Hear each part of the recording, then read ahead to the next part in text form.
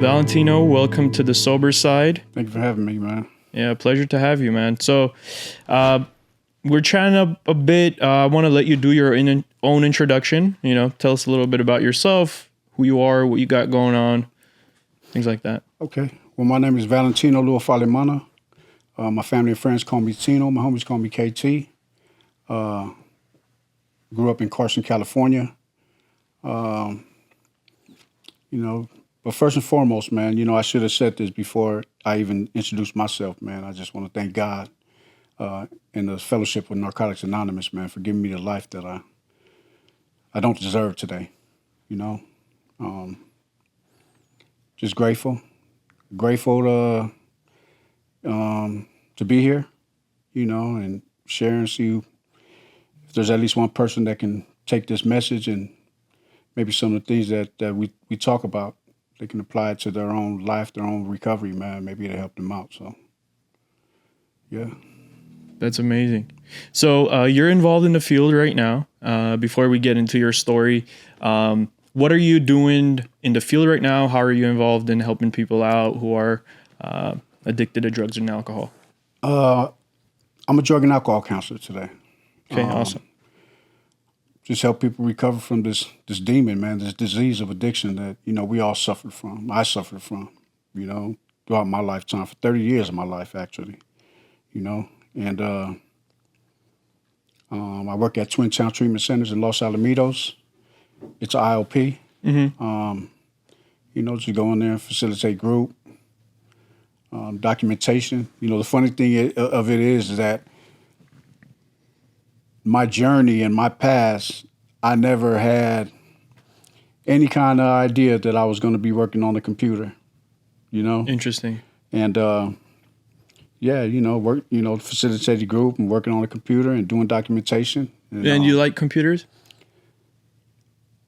I'm not really a tech guy, I'm not really a tech guy. I mean, I can get on my phone, I can scroll all day with my thumb, and that's probably the most tech that I do, I'm old school. Yeah. And come from some dark places. Grew up in some dark places and made some bad choices, a lot of bad choices in my life, And I know that my past doesn't define me as long as I continue to let it refine me, And so that's what I work on today. Wonderful. And how long have you been working as a drug and alcohol counselor? 2022, I started working as a peer support specialist at Northbound Treatment Center. Okay. And this is in Garden Grove. And then I started school. So it's crazy because this is how God works in my life, right? So you know that one saying that God doesn't call the qualified, he qualifies the called? Mm-hmm. So I enrolled into school in January of 2022. And I met this guy at a meeting, Inner City Fellowship Hall in Long Beach. And he was a 10-minute speaker at the meeting. And he was sharing how he works in treatment and, how long he's been clean. And so at the smoke break, I went and told him, I shared with him, I said, hey, man, I just enrolled into school. He said, yeah, for what? I said, a drug and alcohol counselor. He said, you trying to work in treatment? I said, that's the goal. He said, give me your number, man. Give me your number, man, and call me in the morning if you're serious. So I gave him I got his number, and I called him in the morning, maybe about 6:30, 7 o'clock. And he got on the phone, he picked up the phone, he was like, man, don't call me this early. I said, I'm serious, and I hung the phone up. So he ended up getting me an interview within the next few days. And so I went to the interview. I was honest with them about, my journey. And they hired me, So I started working in treatment February 9th, 2022. I didn't start school until February 10th.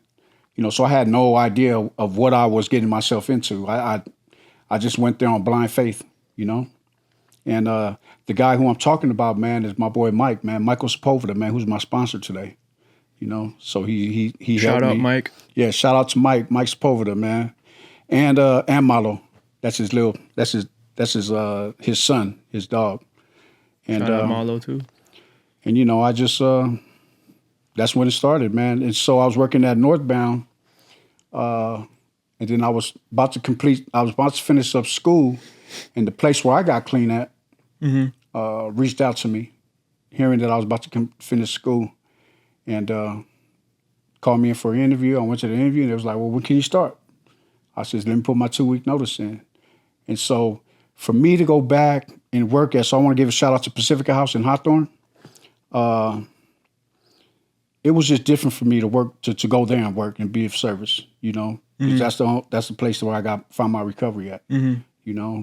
July 11, 2019, I went to Pacifica House, straight from Harbor General Hospital. I was sick, barely walking, barely breathing, barely alive, couldn't even hold my head up. And this July 11th, man, if I wake up, if God let me wake up, man, I'll be 6 years clean, man. So. That's right. So what was childhood like growing up in Carson? Growing up in Carson, grew up as I seen the older guys in the neighborhood that I grew up in. My brother Big Tone. I want to give a shout out to my brother Big Tone, who passed away last year, July 6th. Rest his soul. My one and only brother, who was my father figure growing up. And I wanted to follow in his footsteps, what he was doing, So I grew up in the gang culture on the east side of Carson. And could we explain to the viewer, Carson's in California. Yeah. Couldn't we give kind of like a general description to somebody who is not aware of what Carson's like? Okay, so Carson, California is some of it is middle class, some of it is lower middle class, and it's a lot of gangs in Carson. A lot of Bloods, a lot of Samoan Bloods in Carson. All the Samoans in Carson is Bloods. Got the black homies. It's nothing but Bloods on our side. There's no Crips, just Bloods and essays, Pyrus and essays, man. And what's that environment like? Shit, pretty much like any other gang environment. Some nights it's kill to be killed, and a lot of dope going on around there. A lot of people using, in the cut, and just a bunch of adolescent kids growing up, getting in trouble, as anywhere else, Mm-hmm. I grew up, we grew up with the stigmatism, the stigma of we're products of our environment. And I like what Brother Upu said, from the Faux movement. I'm a proud member of the Faux movement. When he said, we're not products of our environment, we're products of decisions that we make, products of our choices, And so I made some bad choices when I was young, 15 years old. I went to juvenile hall, went to CYA for 90 days, and then they sent me to camp. And that same year, my mom passed away when I was 16. Sorry for your loss. Yeah. What did you do to end up in juvie? Well, if I'm being totally honest, I didn't do nothing. Mm-hmm. My homies did it. It's guilty by association. My two of my homies did what they did. I got caught up. Liabilities. I got caught up with one of them. I wasn't even there. Right. I just happened to pull up, and I'm walking through the alley. One of my homies comes and he's walking in the alley, and I see him. He got a wig on and got a bunch of money. He got a gun in his hand. So I start walking with him. When you're young, I'm like, hey man, give me some money. So he said, walk with him. So we walk out the alley. Man, about 30 sheriffs pull up. Just the dude that got robbed, he pointed us out, said we was there, and ended up going to jail, and I ended up doing the time. Okay.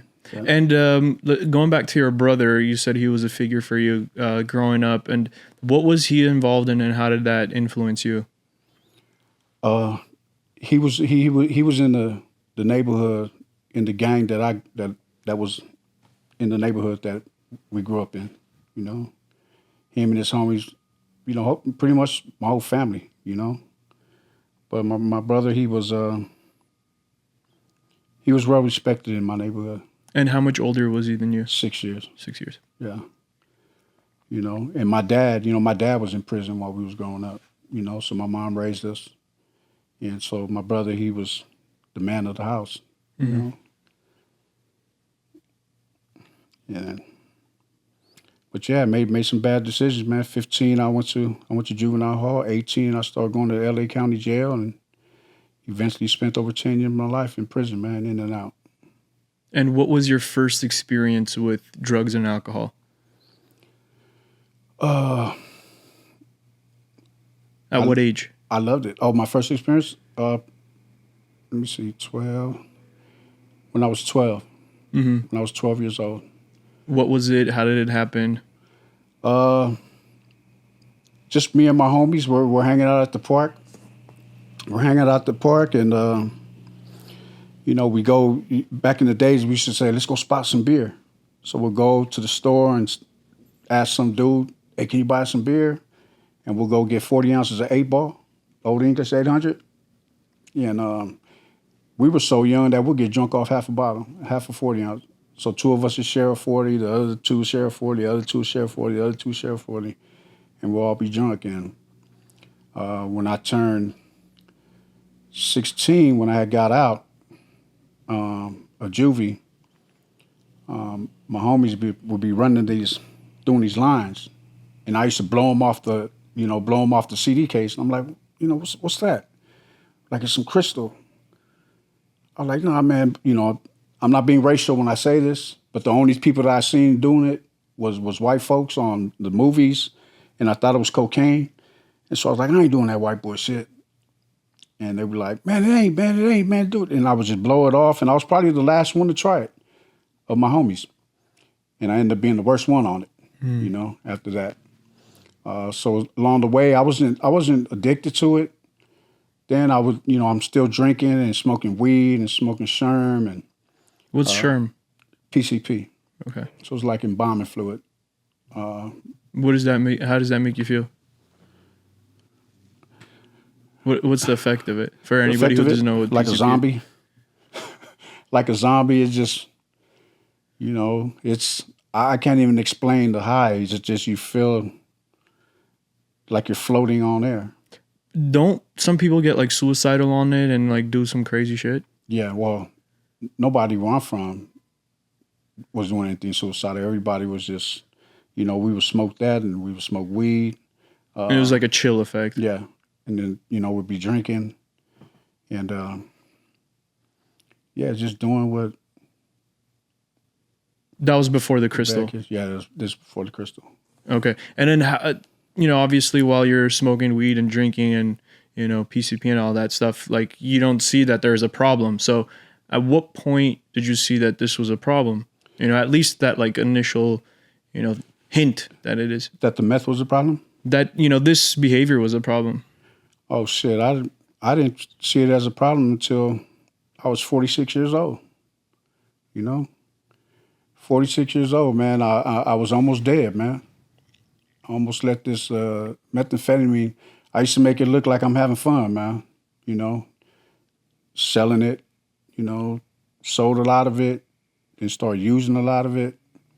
And so that was going on for like 20 plus years, ever since like, teenage years up until 46. Yeah. Well, I was dipping and dabbing during my teenage years. I wasn't really messing with it like that. But when I got in my 20s, that's when it started, it really started being a major part of my life, And what led to that being like, for you to start using more or it becoming more of like a problem for you? It was a way of making money. Okay. It was a way of making money.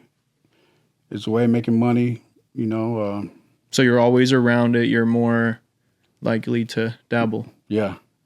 Yeah, and then it got to a point to where I'm selling a lot of it and then I'm starting to use a lot of it, And it was just... It got to a point to where I got real sick because instead of going in and out of prison to get clean, I started going in and out of hospital.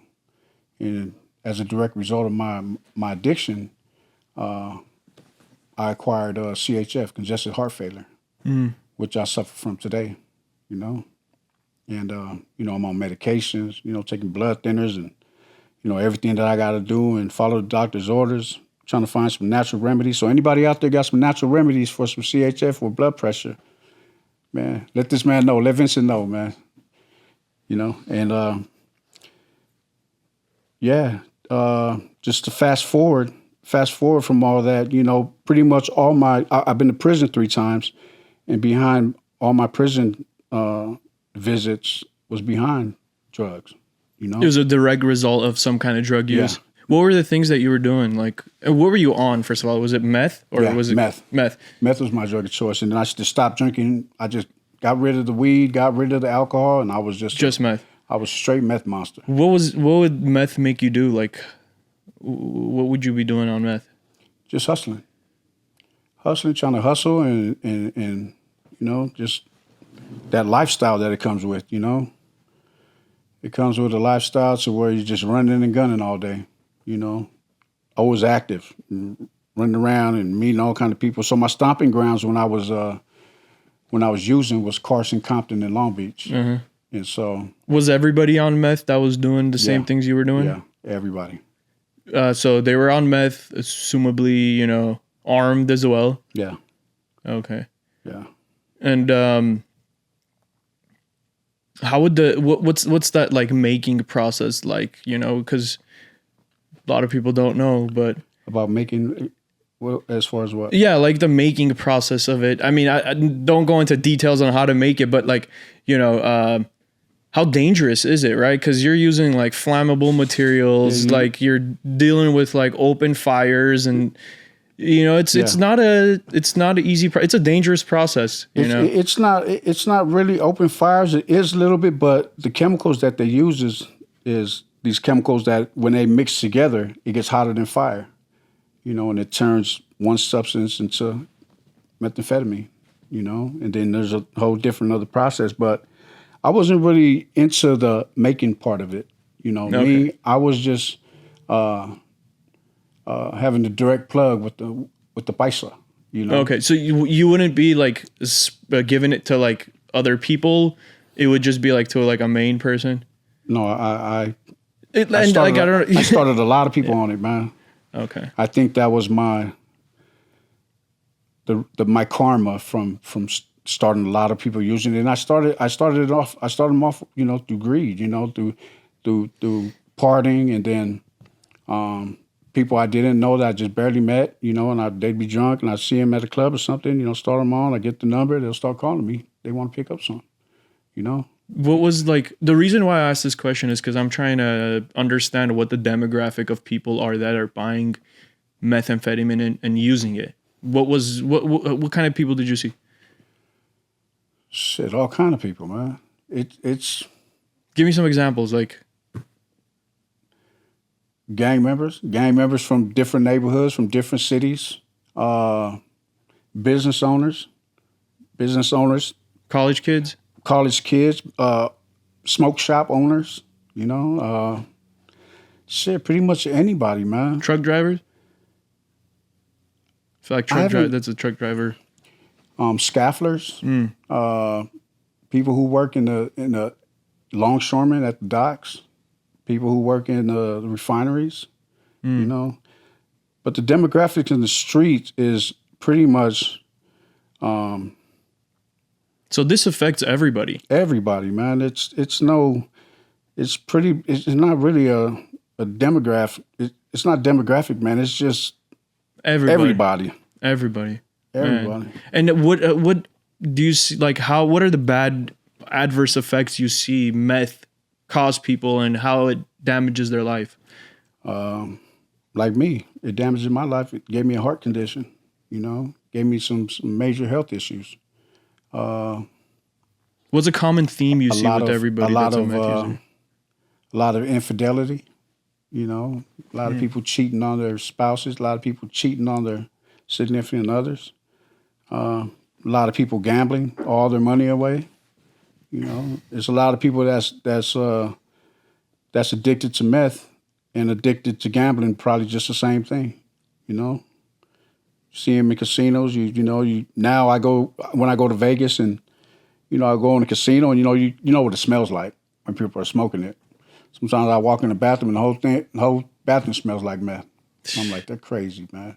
And it's kid friendly, so how about if a kid walks in there and they're not even being mindful of that, man? I don't think they care at that point. No, they don't care. I think a lot of the effects of meth takes you away from the people that you really love, people that you hold most dear to your heart, like our kids, our siblings, our family, takes us away to where we don't spend enough time with them. And it takes us to, and the time and how we utilize our time, it takes us away from them and takes us and lands us in jails and institutions, man. Sounds like some kind of demonic entity, if you ask me. I'd say it is. Yeah. Because there's a lot, I've seen a lot of people who were straight before they started using it. And when they start getting high, they get, chemically imbalanced and they start talking to themselves. Even like working in treatment now, mental health is a big issue, man. Mental health causes addiction, and addiction causes mental health, man. Right. And it's just... I think meth definitely causes mental health. Yeah. And, it's just... It's a drug that is hard to stop, really difficult to stop if you're not in some type of 12-step program. You're gonna need. There's a lot of people. Well, I know some people who quit cold turkey, but I can count them on my hand, man. And I know a lot of people that use, or used to use, or a lot of people that there's no shame in getting help if you need it. Yeah. The only way recovery works, man, is if you want it, right? For sure. Because if you don't want it, you ain't even got to worry about it. You ain't gonna get it. Okay. Simple as that. So tell me how you came to realize in your 40s that this was a problem and that you needed to stop it. When I was going in and out of the hospital. So when I go in the hospital because I'd be so sick, and of course my UA will be positive for meth, and when I'd go to the emergency, and they'll come and they'll see that I'm having a high blood pressure or a rapid heartbeat, pulse, and they would rush me to the back, and they're caring for me. But as soon as I UA, and it comes up positive, it's like they just fall back, get me stabilized, man, and send me on my way. So July 3rd, 2019, I went to the hospital. It was a Harbor General. I think my blood pressure was like 260 over. Jeez. Yeah, like 260. They're surprised I didn't have a heart attack. High? Yeah. How's it that like? Yeah. How does that make sense? Right. I don't know. That's pretty crazy. Yeah. Dude. So it was like 260 over 180 or something like that. Wow. Or maybe even 260 over one. It was somewhere around there, like 160 or 180. And they rushed me to the back, and they're taking me to the back, and they're servicing me, and they put me in this room. They put me in a room to where I needed 24-hour care. So I was in a room where they had a nurse in there. Is that ICU? 24 hours a day. They had me in ICU, but then they put me in another room when I left ICU. And so it was me and another patient, and they had two nurses in that room. And maybe like maybe the 7th or the 8th of July, the doctor came to discharge me. And as he's talking to me and he's telling me what I need to do, where I pick up my medications, I just knew I just knew that I was going to die if I left the hospital. I knew that I was going to die as a direct result of my addiction. And are they telling you that whatever you're going through is because of that? Yeah. Okay, so they're telling you hey, you need to stop. You need to knock it off, But I was hard-headed. I was going in and out of the hospital because of that, for like years, for like maybe 4 years. Wow. Just in and out of the hospital, same stuff, And so as the doctors discharged me, man, I just knew that I prayed. I prayed. Actually, I prayed before he came to discharge me. I was like, God, man, I need you, man. I know I'm not gonna make it if I leave this hospital. But I need help. So when the doctor came and started telling me about my discharge plans, something in me was just saying, ask for treatment. Ask for treatment. And as he's discharging me, I just blurted it out while he was in mid-sentence. I said, hey, can I go to treatment? And he stopped. He was like, treatment? He said, you mean rehab? I said, yeah, rehab. He said, you ever been to rehab? I said, I ain't never been to rehab. He said, okay, this is what we're going to do. We're going to put you on a different floor, and we're going to have the social worker come and talk to you this week. So I can't believe he didn't even think to mention that before you even said it yourself, right? Right. I feel like they should have been telling you, like, hey, man, we have some kind of program here. We'll help you get into treatment. Yeah. Don't you think that's strange? Yeah. He should have, but probably looking at my history and my records of going back and forth to the hospital, he's probably like, man, this guy's a lost cause, man. You know? Nobody's a lost cause, man. Yeah, but nobody's a lost cause. Everybody has a chance. But I'm just speaking, and I'm being the devil's advocate for right sure. now. For in his head, probably. That's probably what was going on in his head. So you prayed, and then you had this urge to find help. What was your experience with praying before this incident? Like, would you pray here and there? Like, what was that spirituality like for you? I did. I grew up going to church. Okay. Grew up in the Catholic Church at first when we was real young at St. Limana in Carson. And then as I got older, I wasn't really feeling Catholicism.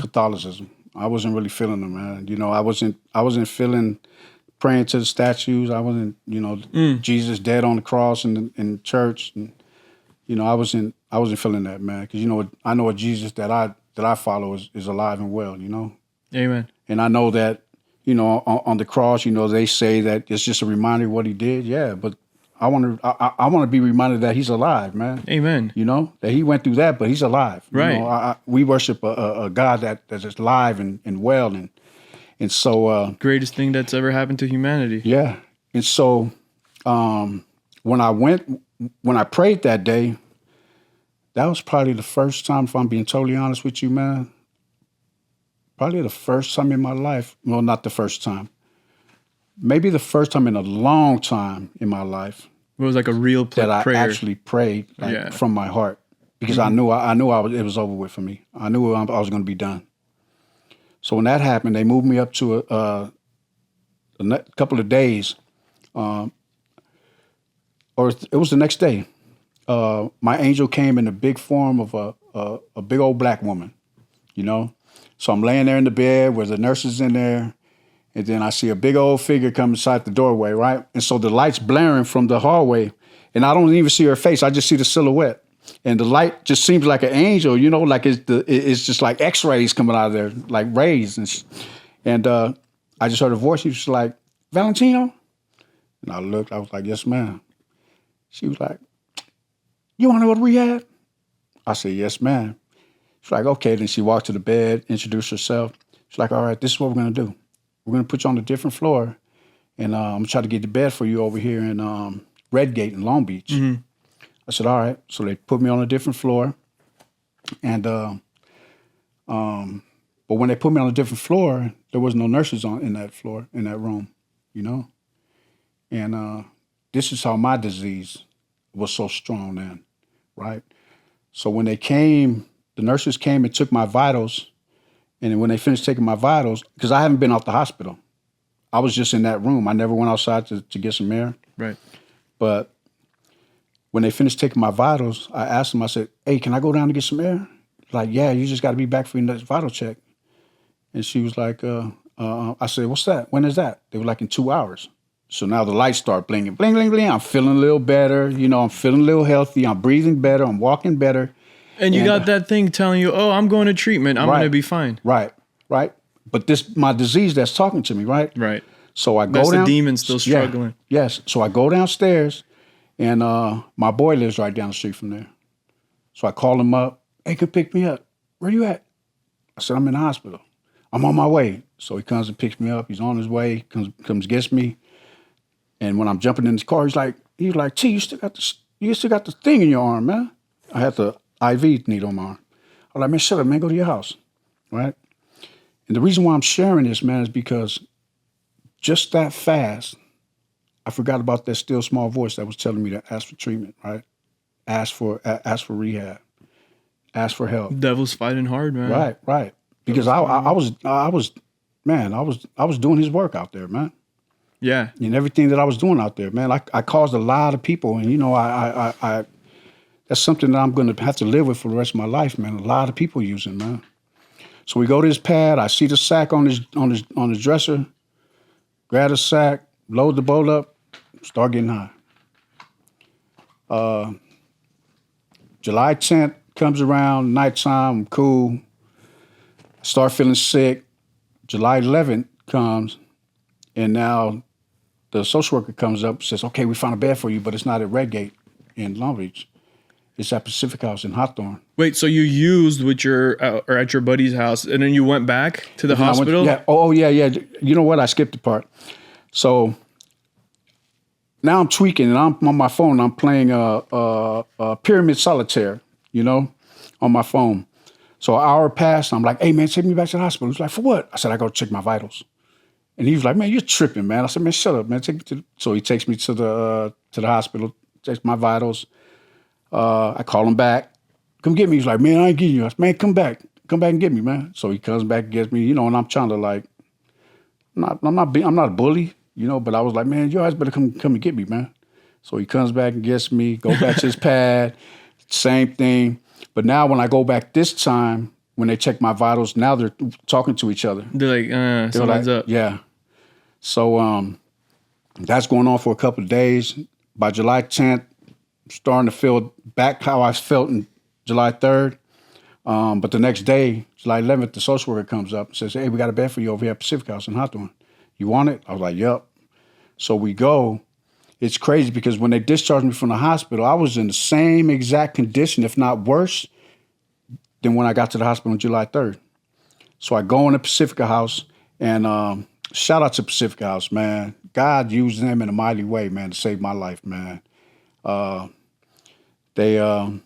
went in there.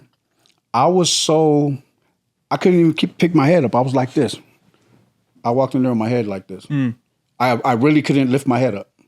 So I sit down. Like you're tired or no? Like crashing? It was just I was just beat. I was just whooped. Oh, okay. And I walk in there, and Mike Millard, man. Shout out to Mike Millard, man. He was the director at the time, and he says, man, come to the office. So I go in his office. I go in the office, not his office, but the office where April's at. Shout out to April too, man. And we got to send a link to all these people, man. Yeah. Shout out to April too. Yeah, all the people getting shouted out need to know about it. Yeah, and then he's telling me he's asking me. He's like, well, why are you coming here? My head is like this, and he's sitting right here, right? And he's asking me questions, and I'm like, yeah, okay. He was like, all right. So when's the last time you used? I was like, yesterday. He said, you've been in the hospital since July 3rd. I said, I just used yesterday. And that's when the social worker came in. Social worker came in, brought my belongings from the hospital, and Mike was telling the social worker, hey, man, you got to take this guy to the hospital. And he turned around and says, he just came from the hospital. He said, man, look at him, man. He can't even hold his head up. And so he said, Valentino. And I'm like, what's up? And he said, how many fingers do you see? And he held his hand up, right? And I looked over and I said, 4 and a thumb. And he said, leave his shit. He's staying because he had a missing finger. He said, if you would have said I had 5 fingers, your ass would have been gone, right?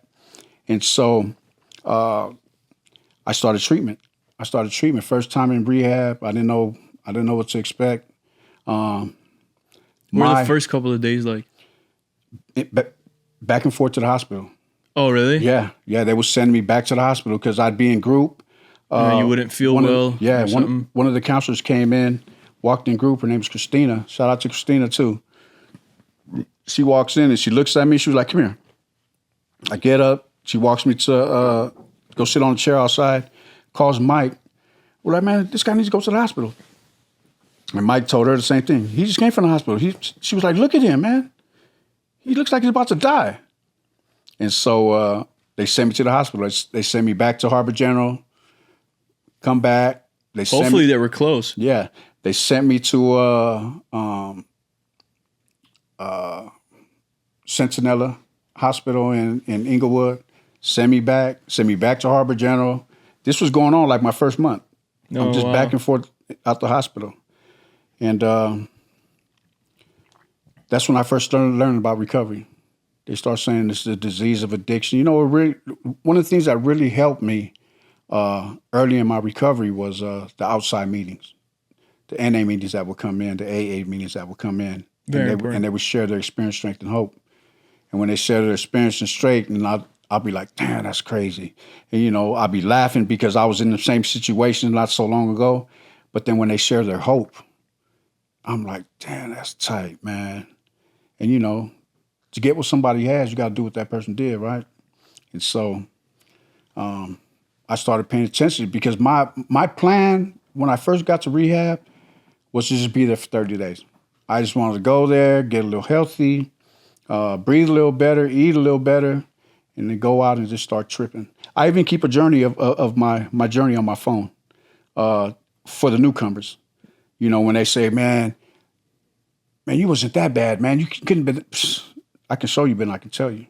And I'm going to show you this after it's done right here. And it was just, I was running on parole. I paroled from prison 2012, September 1st. September 1st, 2012, I paroled from prison. And as soon as I started getting high in 2013, I was just F the parole officer. I was running and gunning for 7 years. And I want to shout out my counselor at the time, man, John. Man, John, he called me to his office one day. He said, hey, man, come here, man. I said, what's up? He said, man, you got a tail?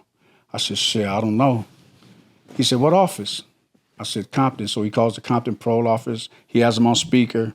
And when they answer the phone, he pushes the phone to me. I push it back. I don't want to talk to them. So he picks up the phone and tells me, yeah, I got a mutual client here, give him my name. And he writes something down. He's like, oh, okay, I see. Okay, I'll give him the message. He hangs up the phone. He leans back and he's like, how much money you got? I said, man, I'm broke, man. He said, man, you discharged January. I was like, what? He said, you discharged January. So right then is, I think, when the seed was planted for me to sit and learn something about this disease of addiction. Because you know, the whole 7 years that I was out from 2012, I was out there. I had to look in my rearview mirrors, try to avoid getting pulled over, using fake names, you know, and I just got tired of it. So you got discharged from having to go to parole? Yeah. Is there like a statute of limitation or something like that? So 7 years, yeah. So it's a statute of limitation, so they just booted my ass off parole, you know? And when he told me that, I said, you know what? Let me take the cotton out of my ears and put it in my mouth, man. Let me just shut my ass up, man, and learn about this disease that they're talking about, that of addiction that they're saying this is, man. So I started going to group, started paying attention, sitting up in the front at the meetings. Taking it seriously. Yeah. So I would sit all the way in the back, right? And when they would come, when I first was there, and they would come and share their experience, strength, and hope, I'd be like, these motherfuckers crazy, man. I'll never go out. I'll never go up there and share my story. And here you are on a podcast. Right. And so when then I sat in the row in front of me. And then before you know it, I'm sitting in the front row. I'm sitting in the front row every night. You know, every time the meetings come in, I'm sitting in the front row and I'm just soaking it up. And what's your mindset like at that point, sitting in the front? Like, how are you dialed into this? I just wanted to give myself a chance. You know, if I didn't do anything for myself for my whole life, I just wanted to give myself a chance to see if I can live. You know, give myself a chance. And when they started talking about higher powers, I'm like, higher power? Because, you know, the only higher power that I knew about growing up was Jesus Christ, man. You know, and they started talking about higher power, and they're saying that it could be the doorknob, it could be the ocean. And I was like, man, ain't no doorknob, no higher power, man. I don't care how many times you get to turn it, you know? And there's a lot of people who shared the same beliefs as I did, in the fellowship. And I was just tuning in, man. I was tuning in on group. They started talking about coping skills, because me and my coping skills, I never had no coping skills. I never had no triggers. When they're talking about triggers, so what kind of emotions trigger you and blah, blah. And I shared when I was in group. Even today, I'm like, I didn't have no triggers. I just knew I wanted to get high every day. I wanted to get loaded every single day, man. Wasn't nobody gonna tell me different. And so even like when I was busted, right? When I was busted, I was in the joint, and some of the lifer homies would come and be like, T, man, let's go to this self-help group, man. Let's go to this AA meetings. And man, I ain't going to that shit, man. For what? I said, I got a date. They're going to self-help groups because they're lifers. And so they need to do all these classes so it look good for them when they go on the board, right? But I always had a date when I got busted. So I'm like, no, I'm cool. But I wish I would have took them self-help classes, man, because every time I got out of prison with the same coping skills I went in with, which was nothing. I didn't have no coping skills. My coping skill was, when I'm mad, I'm getting high. If somebody graduates, I'm getting high. Somebody's birthday, I'm getting high. If I wake up on the right side of the bed, I'm getting high. If I wake up and the sun is out, I'm getting high. If it's raining, you didn't I'm even need high. an excuse. I didn't need no excuse, man. I just knew I was going to get loaded day in, day out, man. That was the lifestyle. Going out there hustling, selling it, serving it, and getting high, and just doing what we do when we're out there, just running amok, man, on some dumb shit, man. So how did sobriety change how you view that lifestyle? How did sobriety change how I viewed that lifestyle? Like the difference between that lifestyle and the sober lifestyle. What made you want to stick to the sober lifestyle? Blessings started coming, man. Going back to work and treatment, going back and working and being of service with people who struggle with the same struggle that I struggle with, man. There's a sense of bills, fulfillment helping others. Yeah, man. Your cup is full, man. And that was absent while you were doing the other stuff. Yeah, because I couldn't keep a job because I'm running on parole. So I couldn't go and get a job anywhere. So, my main source of income was selling dope. And now, in hindsight, I choose to not get high today. That's my choice. Mm-hmm. It was my choice back then to get high, but today I choose to stay working. I choose to pay bills. I choose to pay taxes. I choose to be there for my kids and my grandkids. I had a conversation with my kids when I first got clean, and I called them up each individually, and I was telling them, apologizing of the terrible dad that I've been, the absent father that I've been, and I tell them, I say, there's nothing I can do to change the past, man. There's absolutely nothing I can do to change the past. I know I was probably the most terrible dad in the world, man. Terrible father in the world. How did that affect your kids? They were bitter towards me. They never said it, but I knew that they were bitter towards me, especially as they got older, because their mom passed away. I want to give a shout out to Caroline, that's my kid's mom. She passed away a day before my birthday in 2012. She passed away April 6, 2012. My birthday is April 7th. And I was in prison when she passed away. And I know they was bitter towards me. And I knew that, sorry is a sorry word. And the only way that I can prove that I was sorry is through my actions. And so I promised them when I had a conversation with them, I said, you know what? There's nothing I can do to change the past, man. Absolutely nothing I can do. I said, but one thing that I will do about it, I'll never repeat it again. And I'm not. So, my relationship with my kids, man, is great.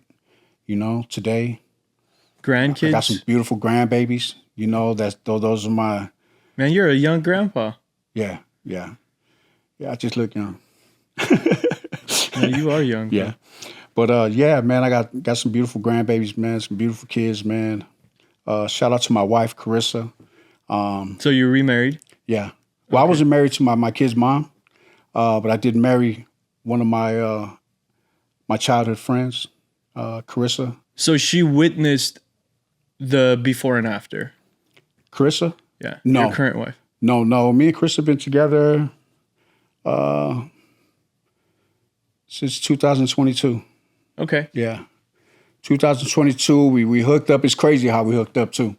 So I, like I said, we grew up in the same neighborhood. So she moved to Vegas when she was 19, had 2 kids, AJ and Nene. And she posted a meme on Facebook. It was of Ice Cube when he's standing on the porch and he's like this in that Boys in the Hood movie. Mm-hmm. But the caption was, who wants some of all this faithfulness before I turn full player this summer? So I put a meme on there. I ran across it too, and I put a meme on there, and it was like a cat or something raising a hand. And so we started clowning back and forth. She would put memes on there with like the ladies grabbing her suitcases and running out the house and throwing it in the car, and I'm throwing memes up there. I end up hitting her up on Messenger, and we was just chopping it up. I ended up getting her number, and we're just, it wasn't nothing to like I thought it was gonna be today, but it's my homegirl that I grew up with, and so I'm just touching base. What's up, man? What you been up to? And we just started talking, chopping it up, and what she's doing, how she's been, how I've been, and what I'm doing, and I'm going out there to Vegas and visiting her, and because she was staying in Vegas at the time, and then one thing led into another, man, and we went to put some flowers on her dad's grave when we was in Vegas. So she's up there, she's putting the flowers away, and she didn't know it. I had the ring in my pocket the whole time I'm down there visiting. And she turned around, and I just popped the question. And she started crying. And, like I said, I have health conditions, so my knee started to hurt. And I was like, hey, man, I need you to stop crying, man. So tell me, yes or no, man. So she said, yeah. And she's been a blessing in my life, man. God bless. And I know, and everybody who's married can identify, marriage is tough. Marriage is tough, and just learning how to make sure the decisions that you make, you keep your wife in mind, or for the wives, maybe your husband in mind. Because it affects them. So that's something that I struggle with today. It's because I'm the type of addict that can relapse without even putting a substance in my body. I can relapse on my behaviors alone. And if I'm portraying behaviors that I portrayed when I was getting high, how much of a better person am I, man? If I'm behaving this way in a sober state of mind, man. Mm-hmm. So I need to. It's a matter of time at that point. Yeah. So I just need to work on my behaviors, man, because I think it stunts your maturity when you're getting high.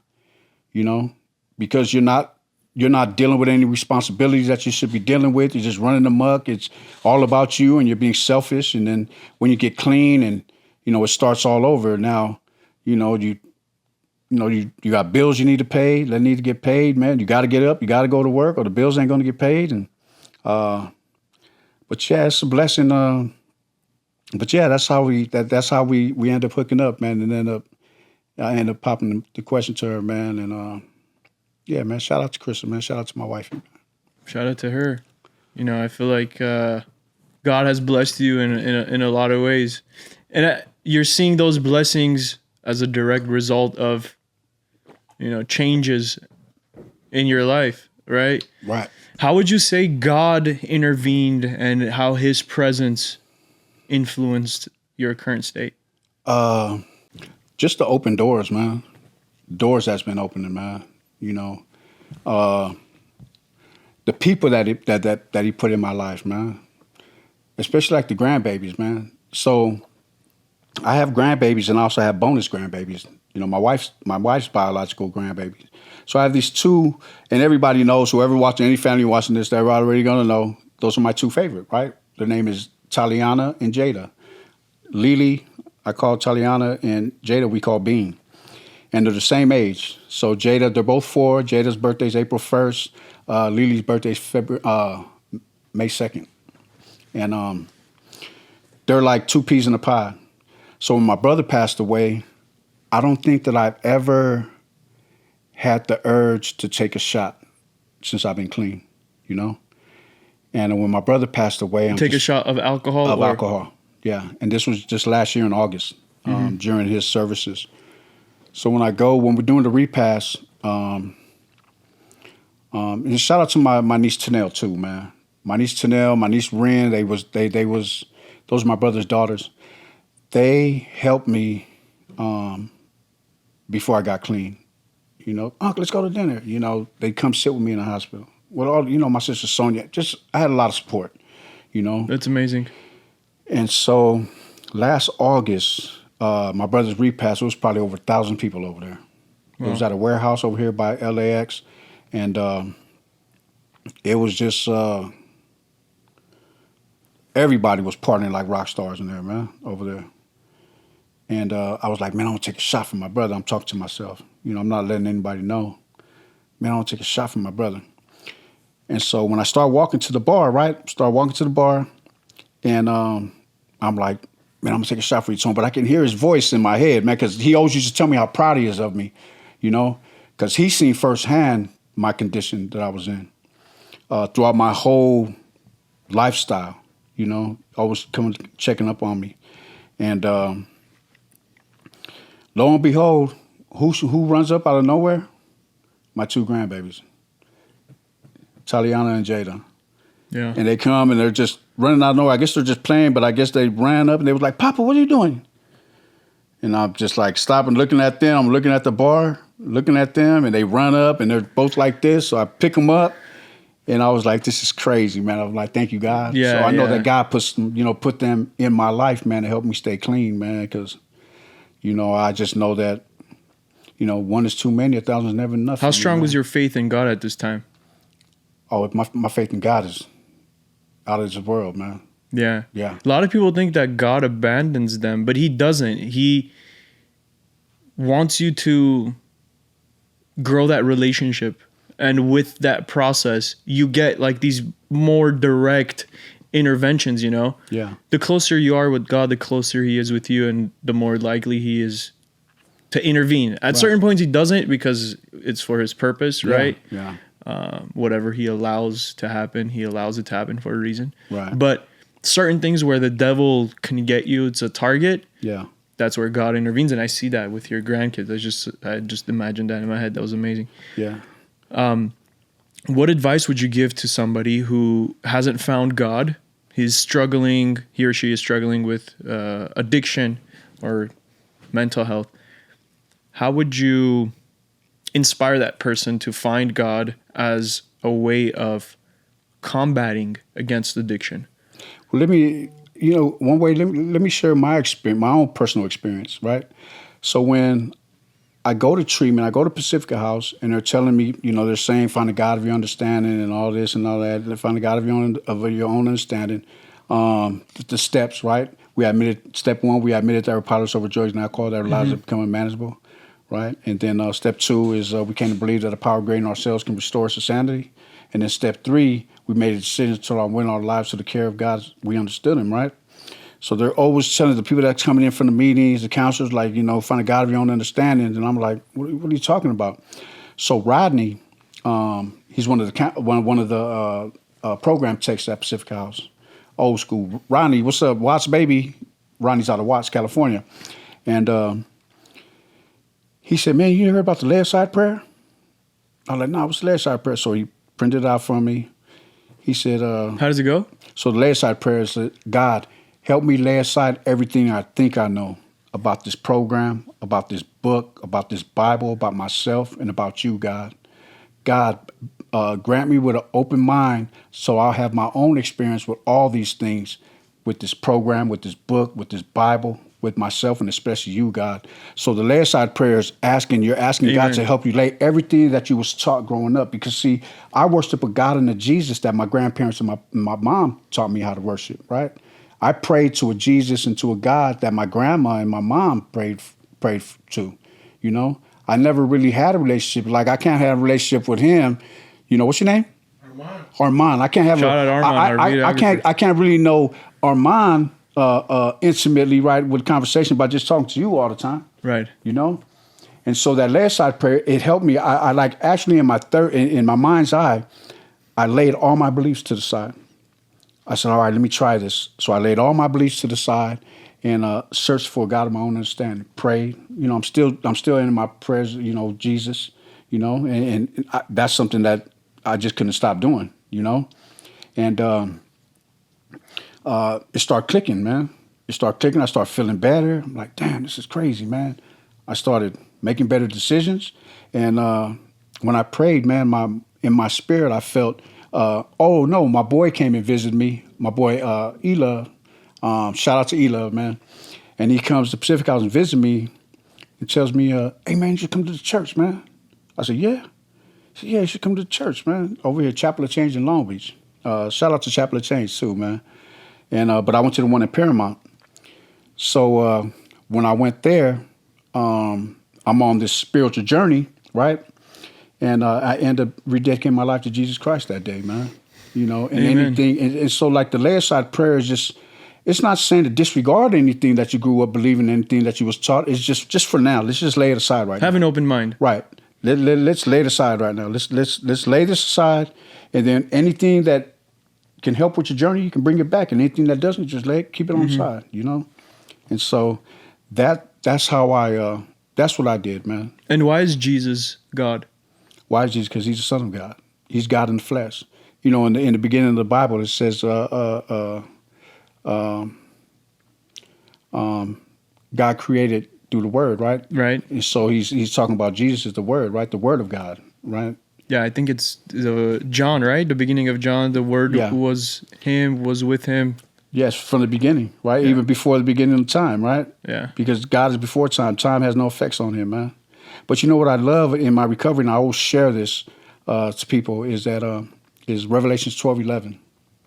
And they overcame him, talking about the devil, by the blood of the Lamb, which is Jesus, and by the word of their testimony, man. Uh-huh. And so when we sit here and we're talking about recovery and we're sharing our testimonies in our journeys, it's going to be somebody out there that maybe it can help, Amen to that. And for me, what I get from that in my own perspective is that it's like, yeah, okay. And they overcame him by the blood of the Lamb, by the word of their testimony.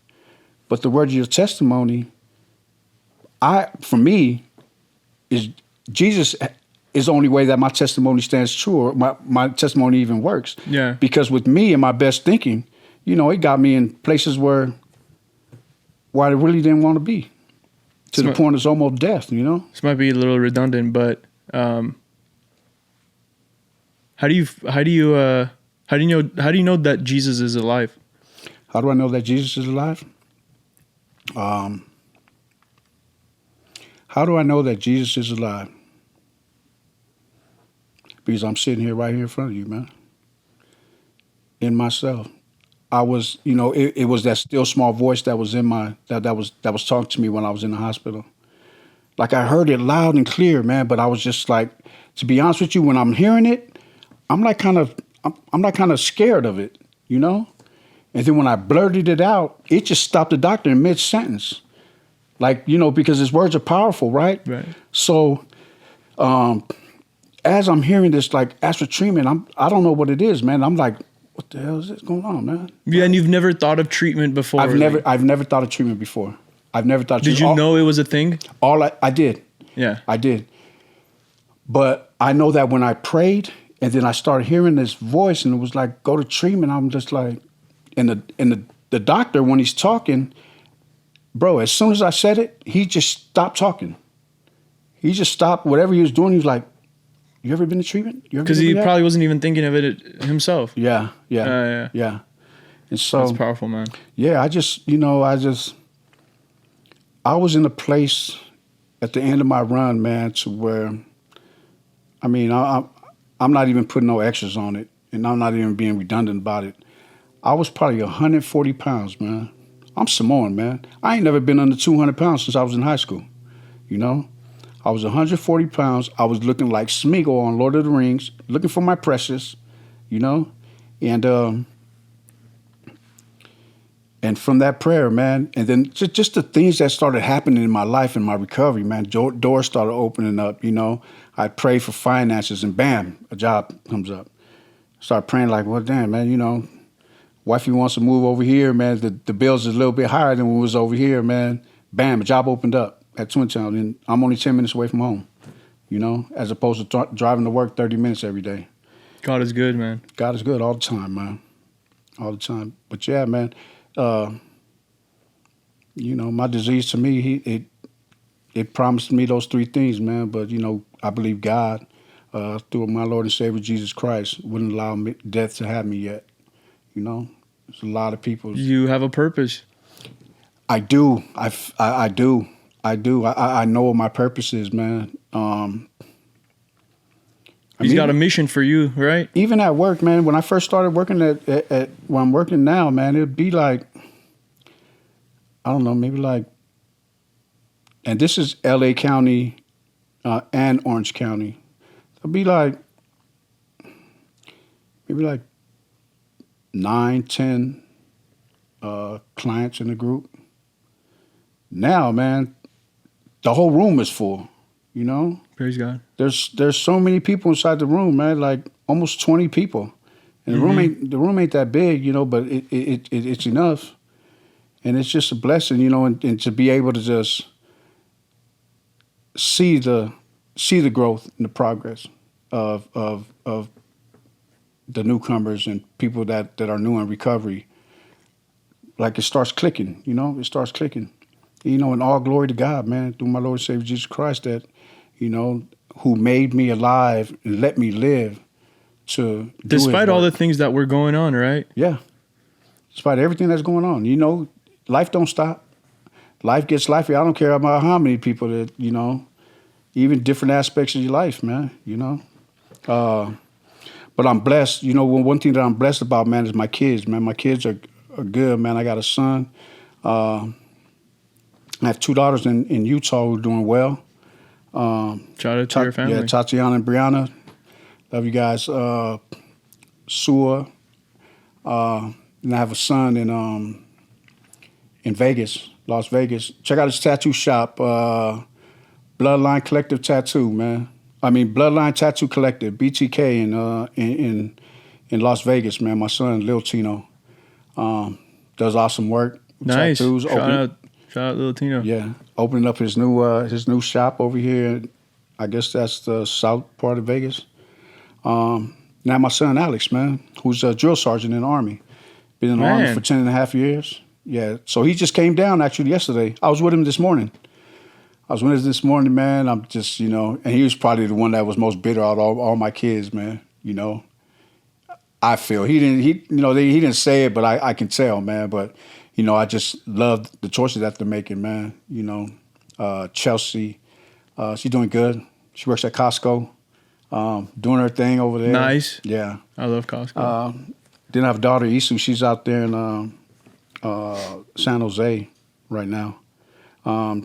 She was working at some school with some kids. I don't know if it's after school or during school, but you have a lot of kids, man. I do.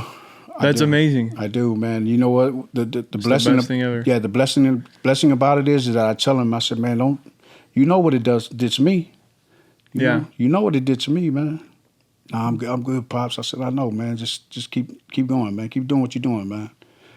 Be better than me, man. They're already better than me, Yeah. What advice would you give to somebody who is struggling right now with drugs or alcohol, is feeling like they're stuck, don't know what to do with themselves?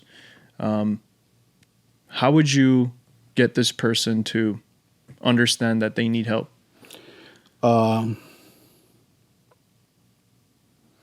They got to go to treatment. They got to go to residential treatment. Give yourself a chance, man. Give yourself a chance, because you know what? You become who you surround yourself with, man. If you keep hanging around with the same people, doing the same shit, man, you're gonna keep doing the same thing, man. And it's gonna get to a point to where, everybody who's in addiction, who suffers from addiction, gets to a point in their lives, man, I need to quit. And if you start saying that to yourself, that you need to quit, then you probably have a problem, And if you have a problem, you got to get help, man. Like me, I couldn't quit cold turkey. That's not my story. That's not my truth. I needed to be in a place to where I could learn how to recover, learn how to get some coping skills, man.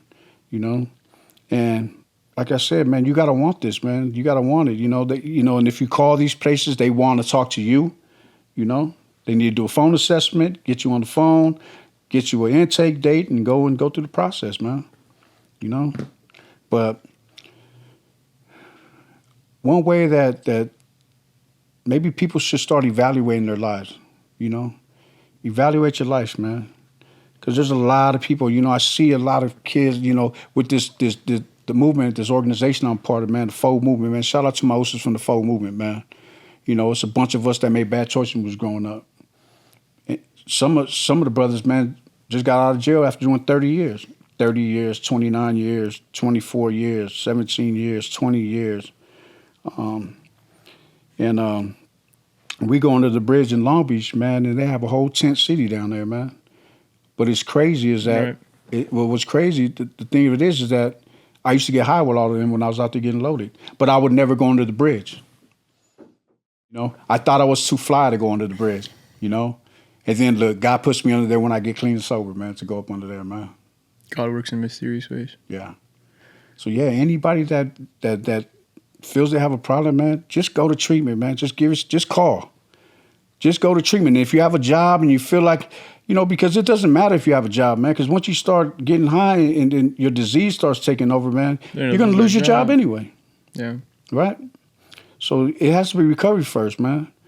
God, like for me in my life, is God, my recovery, my wife, and then everybody else, And that's just how it has to be, And if my wife watches, she's probably going to disagree. Yeah, you don't put me first.